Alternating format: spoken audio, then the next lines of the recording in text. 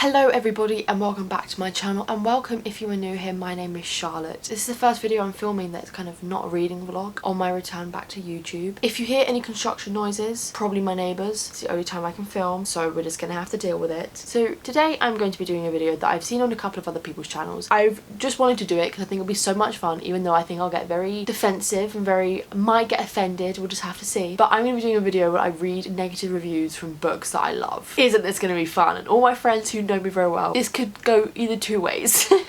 I'll either just ignore it and just won't let it bother me, or I'll get really defensive. I originally saw this video on Jessie the Reader's channel, and I also saw it on Katia over on Kat Reads a Lot's channel, and I'll link both of their videos in the description below. I just saw them do it and was just like, I need to do that. So I have 4 of my favourite books here that I'm going to be reading negative reviews from. I was going to do Harry Potter, but then I realised I would get very defensive, so I decided not to. But without further ado, let's read some negative reviews. Oh god, this is gonna go so bad. So the first book that we're gonna be reading negative reviews about is The Nowhere Girls by Amy Reed. I adore this book. This book is just about some badass girls taking down toxic masculinity and just taking down the sexism within their town. They are fighting to approach and talk about the rape culture within their town, and it is just so good, so hard-hitting and just emotional, but just ultimately amazing, and I love it so much. So I've gone on to Goodreads, I've gone on to like all the community ratings and reviews, and I've clicked on the 1-star reviews. So in this person's review, they have done a section where they say why it gets 1 star, so we're going to read that bit. So the first thing this person says: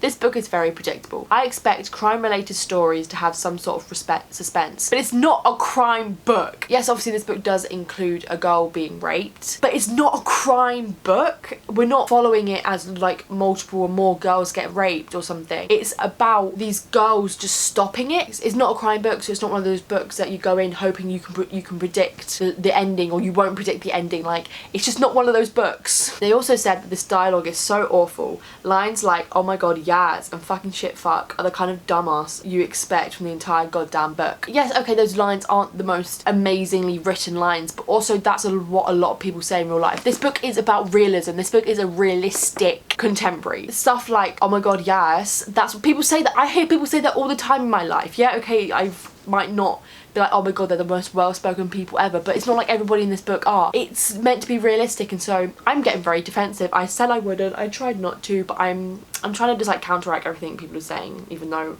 I should let them have their opinion. I'm a bad human being. They also said this ending is sad, stupid, and makes the book feel like it went where the title would suggest. Characters and commentary deserve their own sections for how awful they are. Again, realistic fiction. A lot of real life stories to do with rape don't end up happy. We live in a world where men get more time for dealing drugs than for raping a woman. It is meant to be realistic. I just don't expect how people expect this book to end all happy sunshine rainbows, because that is not what is happening in the real world. Moving on to a second review, because I feel like maybe I'll get less angry, but probably not. I just want to preface in saying a lot of these reviews are from women, so none of these are actually just sexist men having a go at this sort of topic being approached. All the reviews that I've actually seen are from women. They are just saying that they just didn't like the book, which is 100% fine, because that is their opinion. So this person starts their review by saying, "Dear God, this book was truly terrible. I guess it had good intentions, but my main problems were minimising rape/sexual abuse to be an issue that only pertains to women. Seriously, this book didn't even suggest that men could be raped/sexually abused, and this entire book was about rape/sexual abuse as an issue in our society." Yes, I do understand the point they're getting at, that yes, this book did only focus on the fact that women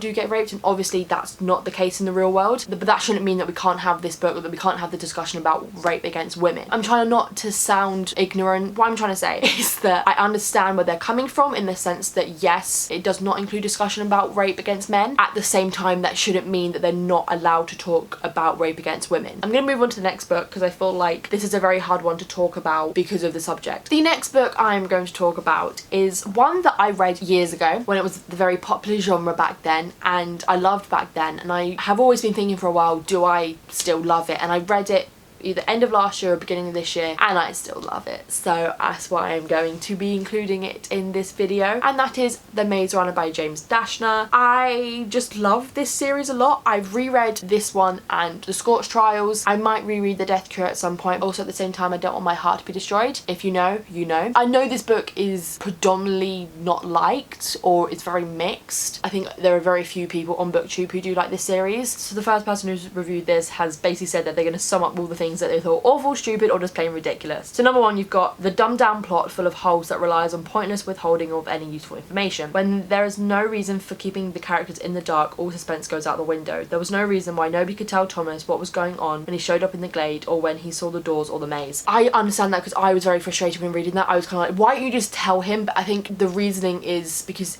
they don't, obviously they know what is out there and they know in a sense what's going on, but they don't really know what's going on. I think because they have, a lot of them have been there longer than him, it is that kind of thing of you're new, you don't really deserve to know, it's none of your business, just kind of catch up and you'll probably find out sooner or later, which is very bad on the characters' part. The characters should have done that, the characters should have said that, but that's just part of the story and part of the characterization, I think. The second thing they said is the atrocious, unbearable, awkward slang, and I know that always comes up in every negative review, obviously with stuff like shuck and clank. I love that aspect. I know that slang is low-key cringy, but I love it. I love just reading this book and just seeing them. I think at first you're just like, excuse me, but then after a while you just get used to it, and I just love it when they call themselves like shank and clunk, I think is what they call poo basically. And just for some reason I really enjoy the aspect and others don't. I know a lot of other people don't, and I think that's one of the reasons the book gets critiqued a lot, is because of the language used. I think that's a very subjective thing. You either like it or you don't, and I do. Okay, I found one that I'm actually really excited to read. The pointless vilifying of perfectly reasonable characters for the sole purpose of making our special protagonists even more snowflake-ish. It's poor Gally who's labelled as a bully before he's had a chance to do anything even remotely bullyish except for staring at Thomas with dislike. I agree. Personally, because I like Gally, I see it as it's meant to be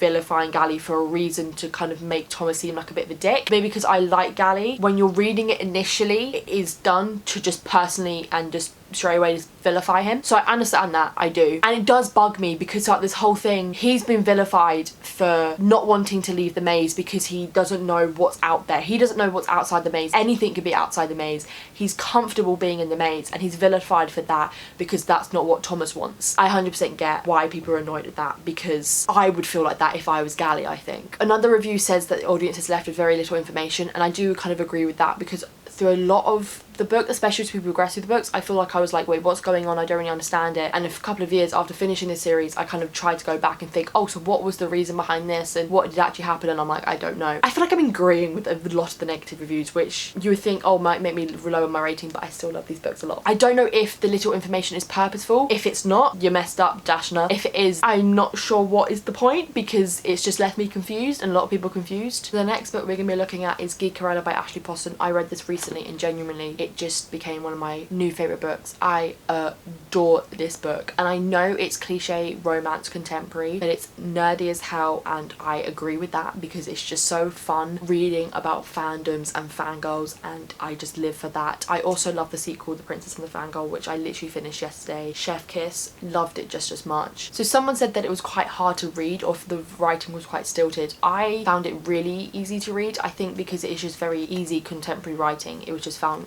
it really easy to just get through and read, which I like when it comes to a contemporary. Someone's done a list of all the things that made them feel nauseous while reading this book, which I think is brilliant. I don't know if my camera is focused right now. If it isn't, I apologise. But anyway, they said the insta love, which I can agree with, but I liked it. Sometimes insta love I don't like. It depends on the context, I feel. Also the characters. They also said the flat characters and the main characters. I gotta disagree. I loved all the characters, especially our main characters, especially our main female character, because I feel like I could relate to her a lot. They also had to go at all the pop culture reference in it, but all the pop culture references was kind of like the main reason why I always kept reading this, because I love pop culture references in books. Even if there's like so many and it's kind of overused, I still love it. I don't know why, it's just something about that. I just love reading little quotes and references to like Doctor Who and stuff. One person says that the main character Elle is very annoying and that she acts that like losing both her parents is the end of the world, and like having to live with her stepsisters and stepmother is the end of the world. I know it's not the end of the world, but the way she's treated is terrible. She's just made to feel like she's nothing and she's worthless, and told that everything she loves is worthless. And also she's a teenage girl. That's kind of how teenage girls act. They act like everything is the end of the world, and especially when it's something like that, like I don't blame her, because I would. A lot of the reviews for this book are very short, so I think I might just leave the reviews for this one here, because I feel like I'm just repeating myself, and a lot of the reviews do just repeat themselves. The next book that we're going to be looking at is Simon versus the Homo sapiens agenda. Literally just my life, my love, everybody's life and love. There's just this beautiful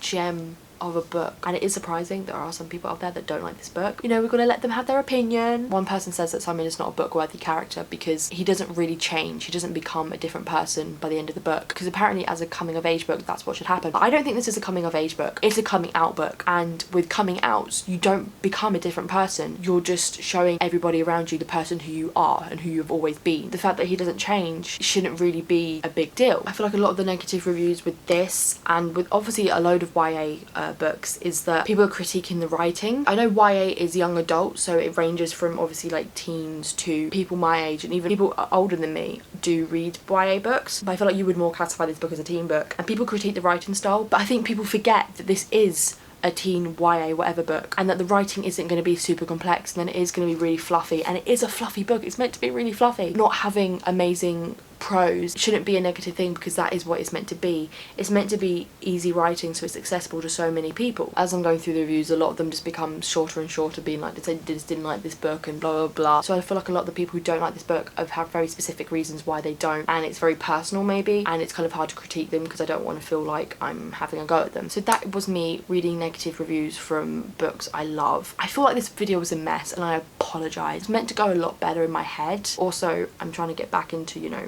doing this whole sitting down and talking to a camera, even though I also do that in my reading vlogs, but a more like put together one where I actually have to make sense with what I'm saying. This could end up being a very shoddy bad video. I will be doing better videos in the future. I feel like I should plan them a bit more better, because this was very just spontaneous and very not planned. But I still hope you guys enjoyed this video. If you have any thoughts on any of the books that I talked about, or any thoughts on the reviews that I talked about, do that in the comments below. We can have a discussion. Don't forget to do all the subscribing and the liking, and I feel like a broken record if I keep saying this stuff because I feel like you guys know. I'm just going to end it here, and I will see you in my next video.